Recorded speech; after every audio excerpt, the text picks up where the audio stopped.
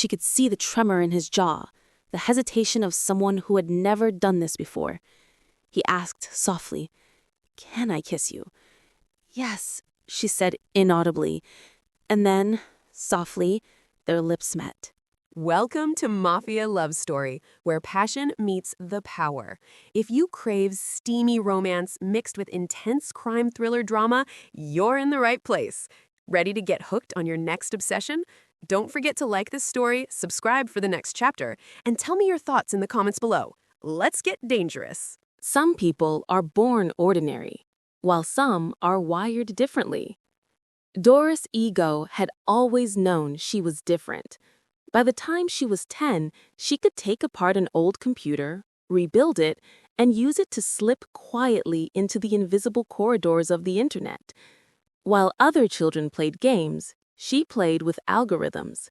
While others feared error messages, she saw patterns and possibilities.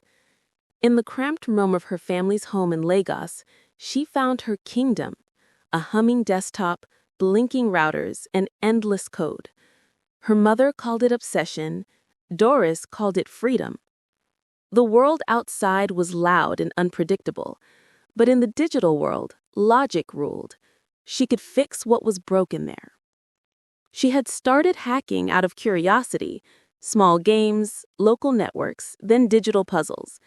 But everything changed the day her aunt lost all her savings to a phishing scam.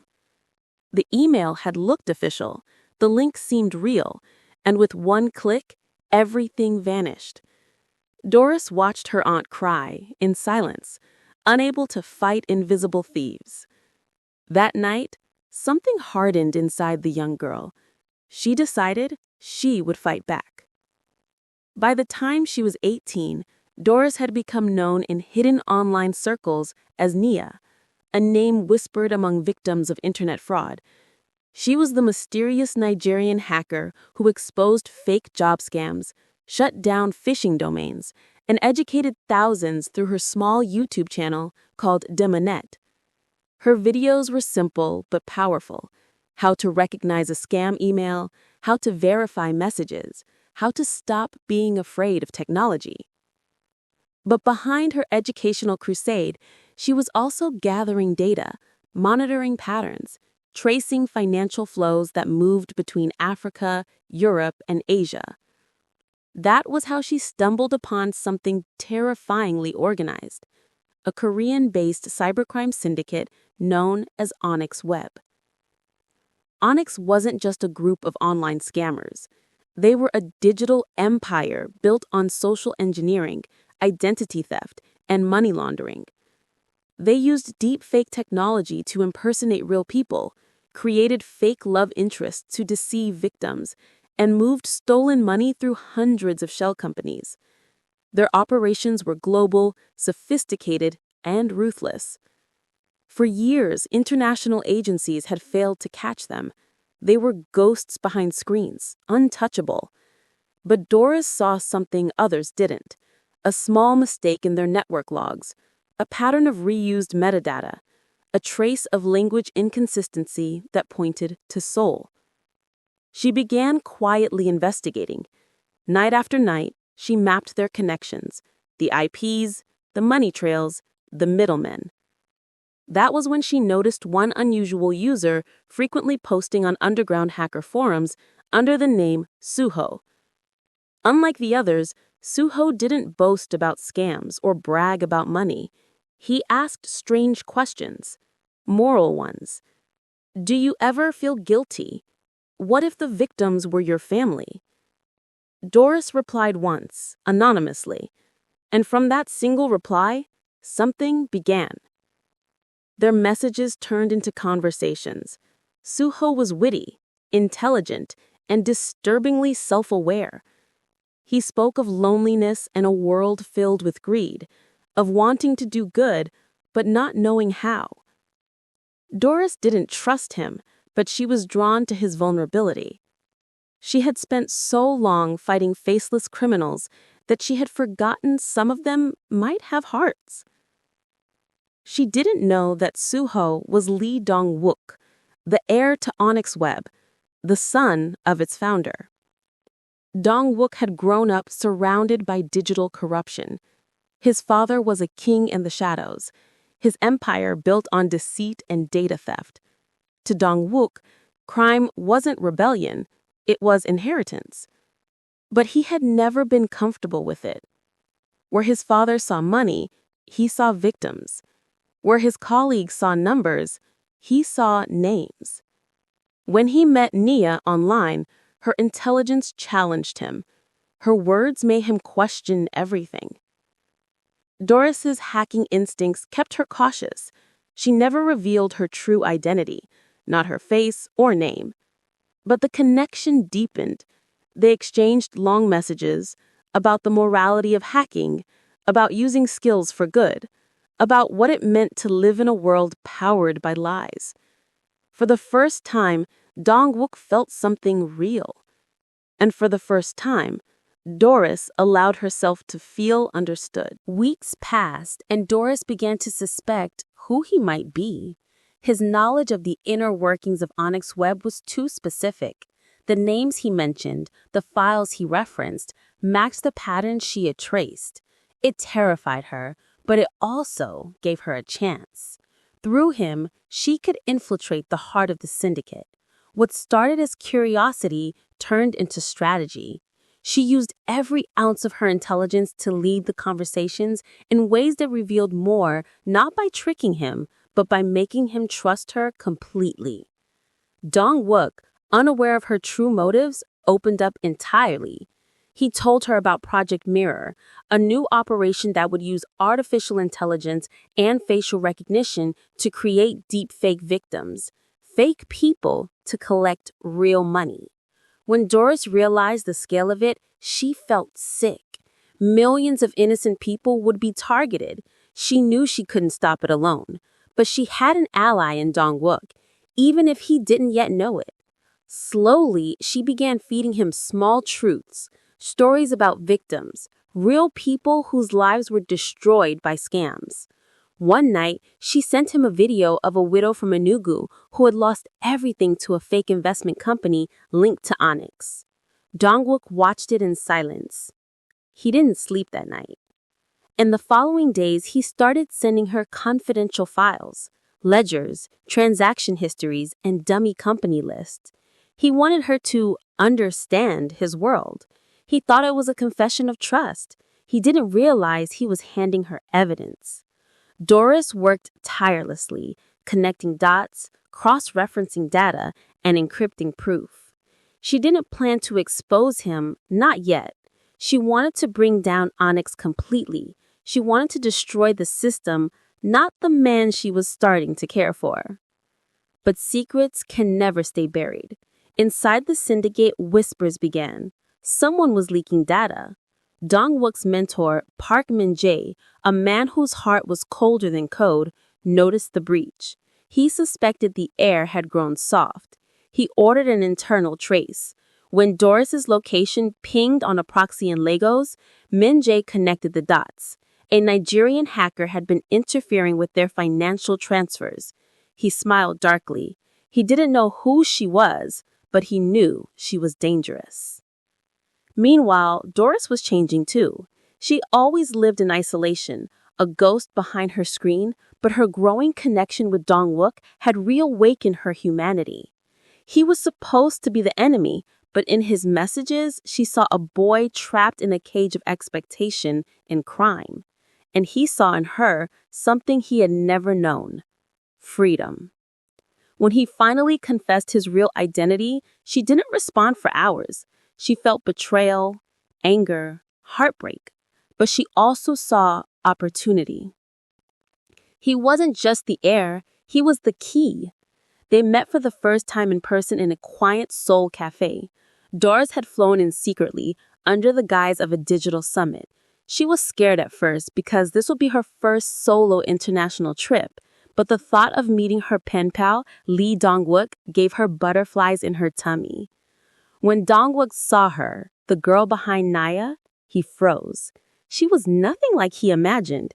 Young, composed, eyes sharper than glass, yet warm with an intelligence that could burn or heal. But the strongest impression of all was how beautiful she looked. She was so pretty that his cheeks turned red anytime he smiled. He apologized for everything his family had done. She told him she didn't want apologies. She wanted justice. He asked what that meant.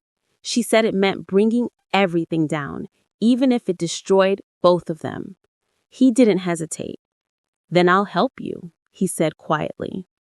Together, they began an operation of digital rebellion.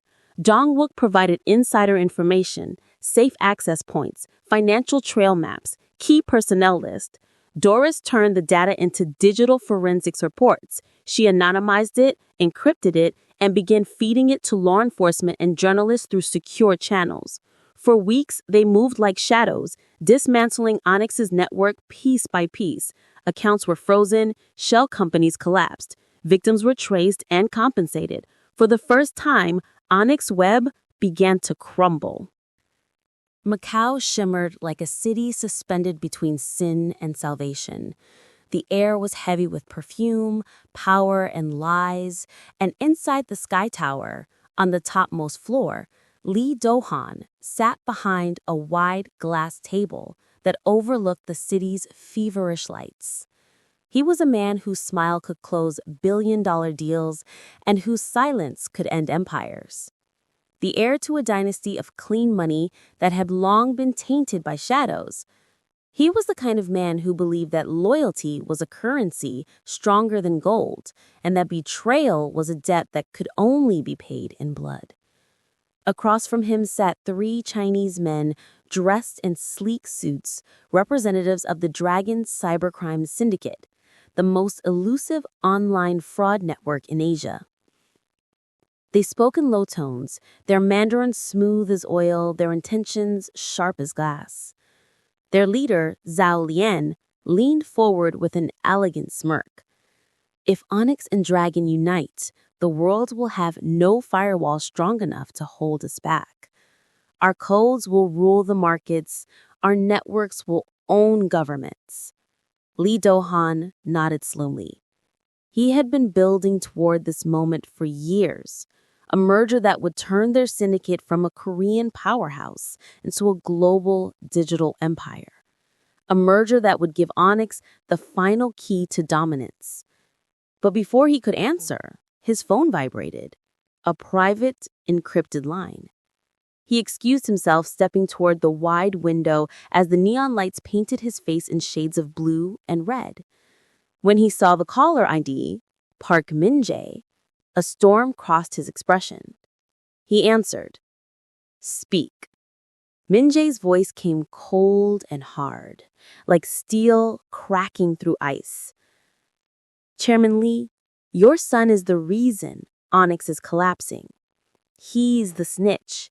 He's been feeding our codes to the girl, the Nigerian hacker." For a moment, Lee Do-han didn't breathe. He stared out over the glittering Macau harbor, the words twisting like smoke around him. "That can't be. Dong-wook is my blood. He knows what loyalty means." Min-jae's reply came almost like a sneer.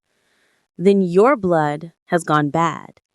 And according to Onyx law, a traitor's blood must be erased." The line went dead. Lee Do-han's hands tightened into fists. The room seemed to close around him, suffocating with betrayal and disbelief. His business partners watched him carefully, sensing the sudden shift in the air. He excused himself abruptly, stepping into the private lounge where his composure broke for the first time in years. He called his son once, twice, then again. No answer. When Dong-wook finally picked up, his voice was low, rough with guilt and exhaustion. "Appa." "What have you done, Dong-wook?" Lee Do-han's tone was a restrained explosion, trembling beneath its own weight. "Do you have any idea what this means? Park Min-jae wants your head." Silence. Then a breath. "I did what I had to do." "For what? For a girl?" Dohan's voice cut sharp as glass. For some street hacker who has poisoned your mind? Dong-wook didn't reply. But in the silence, his father could hear something stronger than fear. Conviction. You will undo it, Lee Do-han ordered. You will find the girl and make her reverse everything. You will prove your loyalty. Dong-wook's eyes flicked to Doris, who sat on the edge of the old leather couch in her small Airbnb hideout in Seoul. The city outside was quiet, but inside, the air was heavy with unspoken words. I can't do that, Appa, Dong-wook said finally. Because she's right. Onyx deserves to fall. And before Lee Do-han could answer, the line went dead again. He stared at his reflection in the dark glass window, the face of a man who had just lost his son to the very world he built. Meanwhile, in that dimly lit Airbnb, Doris and Dong-wook sat in silence. The monitors hummed softly around them, their glow casting shifting blue patterns across their faces. The city's heartbeat pulsed outside the window, muffled, distant, unaware that two young people were rewriting the fate of empires. Doris could feel the tension between them, heavy, magnetic. Every time their eyes met, it was like the air grew hotter, thicker. She didn't know why her pulse raced, her heart beating like 1,000 drums. Why did he look at her like that? Maybe it was because he was supposed to be the enemy. Or maybe because for the first time in her life, she felt seen. Not as a hacker, not as a weapon, but as a person. Dong-wook broke the silence first. You shouldn't have stayed, he said softly, not looking at her. You should have run. She tilted her head, a small smile ghosting her lips. And leave you to die alone? I'm not that heartless. He turned, his dark eyes catching hers, the storm in them impossible to ignore. You don't understand. They'll come for me first. And then for you. Then let them come. I've been fighting ghosts on the internet since I was 10. Real ones can't scare me now. He laughed, quiet, hollow, but genuine. For the first time in years, he looked free. Their eyes lingered, too long. There was a pull, invisible but undeniable, drawing them closer. Doris felt her breath hitch as his hand brushed hers, just for a second, and the contact burned like electricity. She wanted to look away, but couldn't. Something inside her, something she didn't even know existed, ached for that moment to never end. He leaned forward, uncertain, but drawn by gravity stronger than fear. She could see the tremor in his jaw, the hesitation of someone who had never done this before. He asked softly, "Can I kiss you?" "Yes," she said inaudibly. And then, softly, their lips met.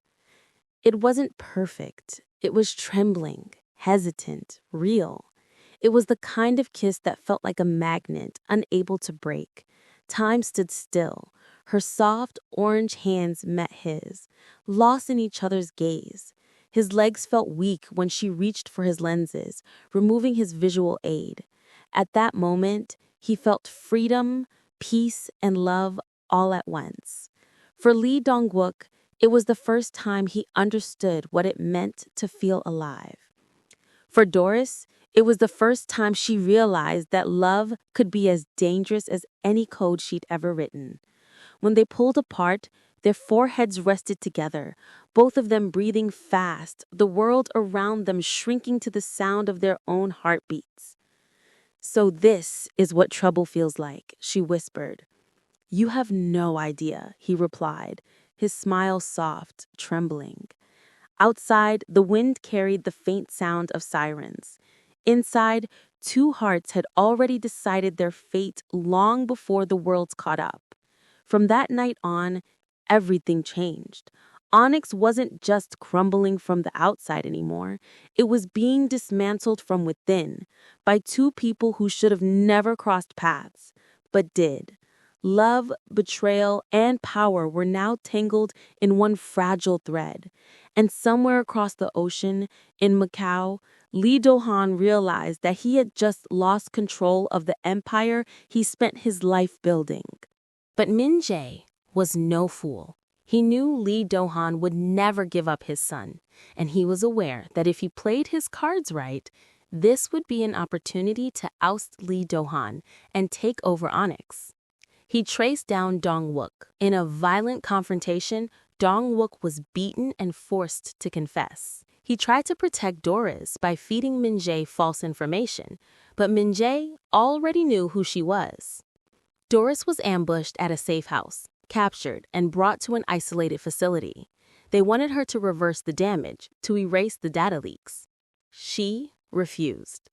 For hours they threatened her, tried to break her spirit. But Doris had learned one truth. Fear is only power if you give it permission. Unbeknownst to her captors, she had already set in motion an automated digital trigger, a timed release of evidence files to global cybercrime units. By the time Min Jae realized what was happening, it was too late. The world had already seen the truth. The Korean authorities, in collaboration with international agencies, launched a massive cybercrime sting. The name Onyx Web trended globally, associated with digital corruption, online scams, and dark web fraud. The group's assets were seized and its leaders were arrested. Min Jae tried to flee but was caught at the border. Dong-wook turned himself in, offering testimony in exchange for leniency. His cooperation helped dismantle the remaining network cells across Asia and Europe. Doris returned to Nigeria under protective custody. The world hailed her as a hero, the teenage hacker who brought down a billion-dollar syndicate. But she didn't see herself as one. She had lost someone she cared about, even if that person had once been part of the darkness. Months later, she saw Dong-wook again. He was thinner, quieter, but free. His sentence reduced for his cooperation. They met in silence, and for a long moment, neither spoke. He told her he was trying to rebuild his life. She told him she was starting a global digital literacy foundation to fight internet fraud. They shared a look that carried every emotion words couldn't hold: regret, love, and something like peace. When he left, she whispered a single sentence: "You gave me the keys to their world. Now I'll use them to build a new one." Years later, Doris became a symbol of cyber justice. Universities invited her to speak about the ethical side of hacking. Governments sought her advice on digital safety and social engineering prevention. Her foundation, the DIMA Network, educated millions on phishing, identity theft, and online safety. Her message was always the same: technology is not the enemy. It's the mirror of who we are. The code doesn't choose, we do. She never saw Dong-wook again.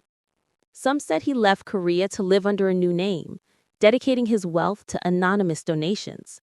Others said he vanished into the same digital fog his family once rolled. But sometimes, Doris received encrypted messages, small notes written in code only the two of them understood. Simple, short, and filled with meaning. One read, "You were right. The net can heal." And every time she read those words, she smiled. Because she had learned that even in a world of cybercrime, betrayal, and dark web corruption, humanity could still shine through the cracks of code.